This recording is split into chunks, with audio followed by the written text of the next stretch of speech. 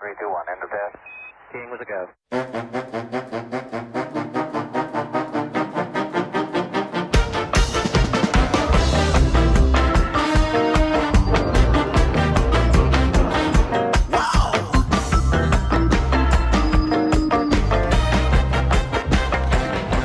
Well, hello there, and welcome to another edition of Warbird Wednesday. My name is Fred Bell. I am the Vice Chairman of the Palm Springs Air Museum, and today we're continuing to go down exotic aircraft corner with the first operational turbojet-powered bomber. You can argue with me if you think I'm wrong.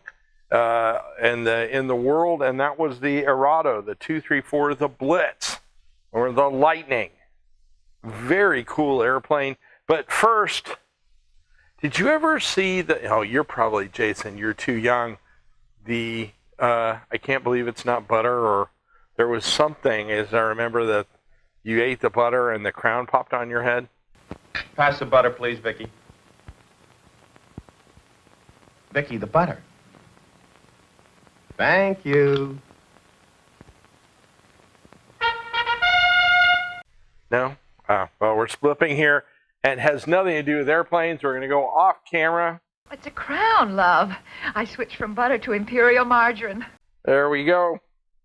I am going to fill my hands with a 110 here, a destroyer. Greg can throw up a plan view of the 234. Now, let me, Jason, I'm going to blow your mind, man. I'm going to give you some statistics that are frightening. And this is the 1940 is when they started development on this aircraft. And by 1941, now think about that for a second. Let it sink in. The airframe was almost done.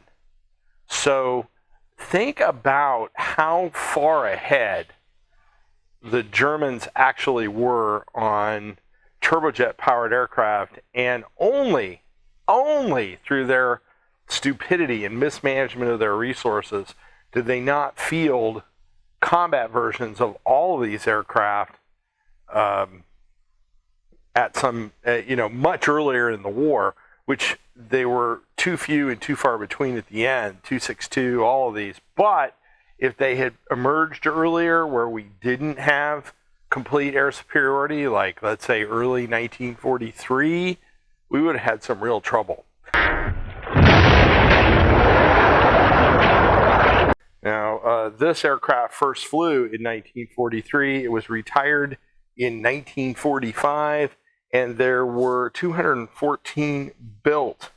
It was powered by the Junkers, the Jumo 004. Now, the Jumo engine was incredibly unreliable. In fact, the first engines that they shipped to the folks that were working on this airplane on the 234 were only for ground tests.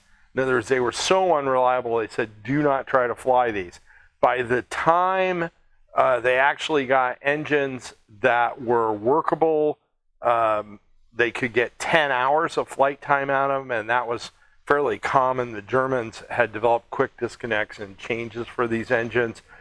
There were BMW engines built for the aircraft that were more reliable, or we believe they could have been more reliable from historic sources, but there were only 14 of these aircraft finished with those engines by the war's end. So there was no impact whatsoever. And I'm going to go ahead and put this on the spindle because my salute today is not the Germans, and it's maybe somebody who is going to surprise you, but my salute today is to the British aerospace industry for fielding the first operational jet fighter on the Allied side and getting that stuff in the air before the war ended. If they had not done that, the British, and they had not been as far ahead as they were, I told you how far ahead the Germans were. The United States just did not have, they had a lot of industrial capacity, but we were not anywhere near either the Germans or the British on turbojet-powered aircraft late in the war, let's say in 1944. So to salute them, I'm going to salute them with the Red Ribbon Soda Works, a Cherry Supreme soda made, Cane Sugar Mafia.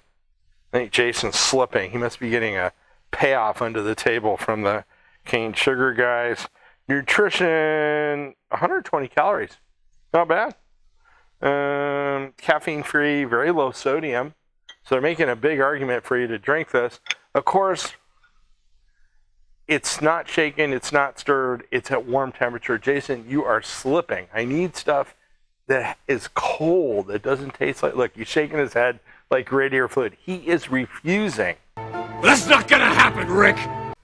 Ladies and gentlemen. So we're gonna go ahead and pop this up. It did give us a little bit of a fizz there. And with that, I am going to salute, again, British aerospace, the British aerospace industry. The United States, with its industrial capacity and development, moved well past them in later years in the Cold War, but you saved our proverbial bacon in World War II, so we salute you. Thank you so much for those designs. Red ribbon, red ribbon. This would be good cold. And maybe with a little vodka. No? No vodka either? He's not biting at all. He's just shaking his head. He's not buying it at all. Second sip. Drink me. Drink me. Drink me.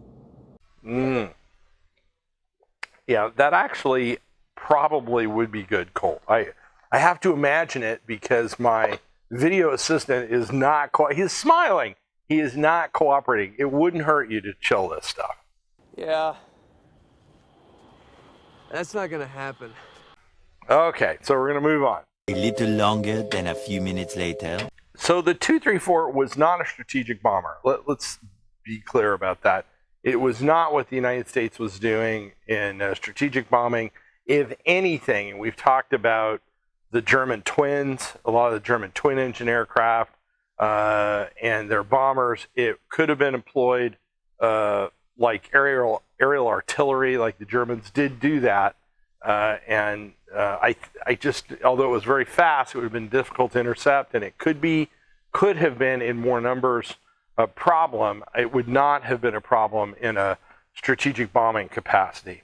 At a 3,300-pound bomb load, that just doesn't do it.